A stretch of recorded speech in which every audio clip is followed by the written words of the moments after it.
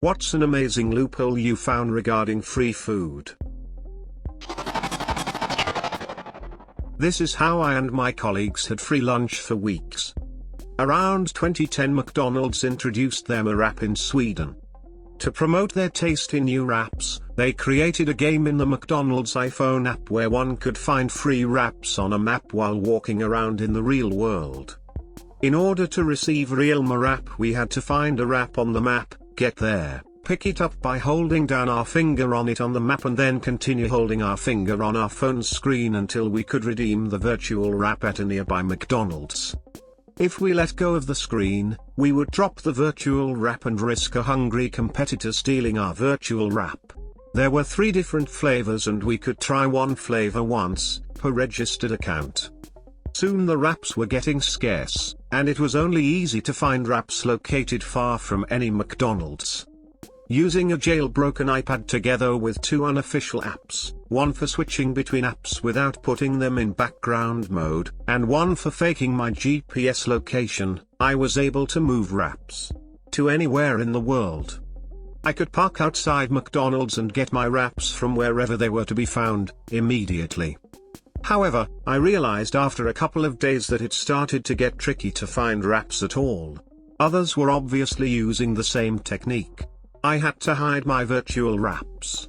The wraps would only show on the map if I was zoomed in enough, so if I could find a remote location in the world where nobody was likely to look, I could keep a pile of private virtual wraps.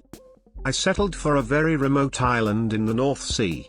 I spent a couple of hours moving wraps there, and soon I had my very own wrap island filled with hundreds of wraps. I ate free lunch for weeks. My colleagues would call me up requesting wraps to be sent to various McDonald's locations at lunchtime, a request that I happily helped out with. Eventually, McDonald's found out about the trick and started to log how many kilometers a wrap had traveled. I didn't get very disappointed by this, as I was pretty tired of wraps. When I was in college, I had a friend that discovered an incredible way to eat for super cheap at Arby's. We would go in and make our first purchase, and then we were given a receipt that had a link to a survey that we could fill out for a free beef and cheddar. We would do the quick 4-question survey and come in the next day, buy a small fry, $1.69 at the time, and redeem for our beef and cheddar and a water to drink. Take the new receipt and go home to do the survey when. Oh no, you're only allowed to complete one survey a month and your browser doesn't let you do it.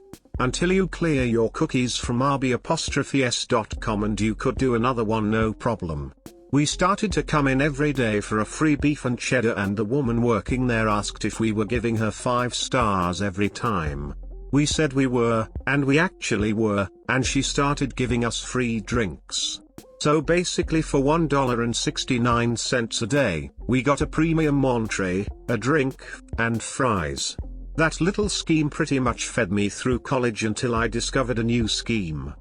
In the Southeast USA we have a chain called Moe's Southwest Grill that has fantastic burritos, and every year on your birthday, if you were signed up on their email list, they would send you a coupon for one free burrito. The coupon would be valid during the entire week of your birthday and had expiration dates. All you had to do was open the email, and mistakenly on their part, you could just put your cursor on the expiration date and type whatever date you wanted. Can you believe they kept it as an editable type field? So my friend who taught me the Arby's thing, I told him about this one, and I started getting free burritos at various Moe's restaurants all over town. We would just make sure that we didn't go to the same one within a few weeks twice, and we tried to remember the workers at the restaurants that had served us last. We ate like this for about 3 months before Moe's caught on and started enforcing a must present an ID to verify birthday rule. Now they just stopped the emails and they have an app that gives you a virtual coupon that stops working after it is used. I don't think either of these tricks work anymore, but it really made eating out affordable through college. Complain online, or praise on paper. This works especially well with fast food restaurants, USA. The first one here is complain. For this you have to be careful, make sure not to complain about anything that would reflect poorly on the workers unless you did have an especially bad experience. Send a complaint that the grease from your burger made the box soggy and it collapsed and fell on the ground. Or that a crazy man walked in the restaurant while you were sitting down eating, sneezed on you and your food, and ran away. Be creative, but don't get anyone in trouble. They already have horrible working conditions at a minimum wage job. A good amount of the time this will get you a voucher or gift certificate for free food from the restaurant. The second method is praise them on paper. This one is simple: make a story up about how their food changed your life. The affordability and quality of their food allowed you to keep your children from starvation after your husband died or something. Just make up a story about how much the restaurant means to you, and thank them. Pay for a stamp, and send it to the company HQ. There's a decent chance they will receive the letter, and reply with a thank you card and coupons or samples. There's a couple blogs with this one where they tried it with places like Dove and Avon and it worked there for samples. With these two, you should easily be able to get a few meals free depending on local store policies.